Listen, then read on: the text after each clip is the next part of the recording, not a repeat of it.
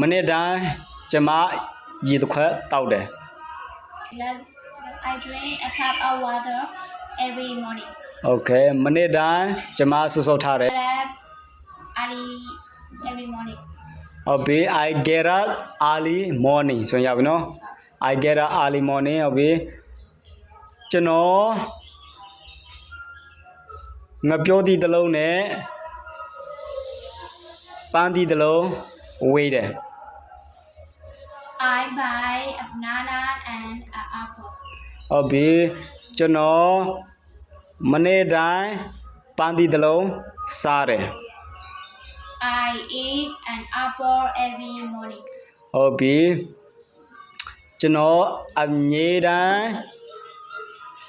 ကျောင်းသို့သွားတယ်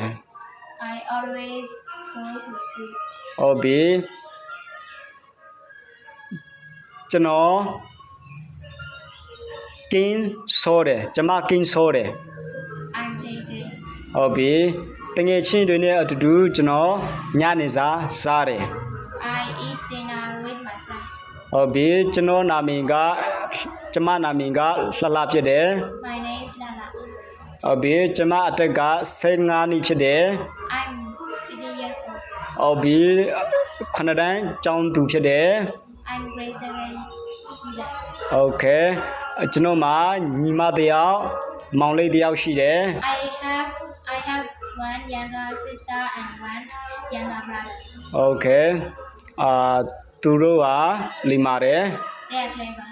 ဟုတ်ပြီအတူတူကတရိษံယုံတွားကြရအောင် Let's go to zoo together. โอเคအတူတူကဆူတောင်းကြရအောင် Let's pray together. ဟုတ်ပြီတွားတိုက်ကြရအောင် Let's brush our teeth. โอเคကျွန်တော်အမြဲတမ်းမျက်နှာတီးတယ် I always wash my face. ဟုတ်ပြီလာတန်းကျွန်တော်ဖုန်းတစ်လုံးဝေတယ် I buy a phone every month. ဟုတ်ပြီကျွန်တော်နေ့တိုင်းကားတစ်စီးဝေတယ် I buy a car every year. ဟုတ်ပြီကျွန်တော်အပတ်တိုင်းတယ် I go to cinema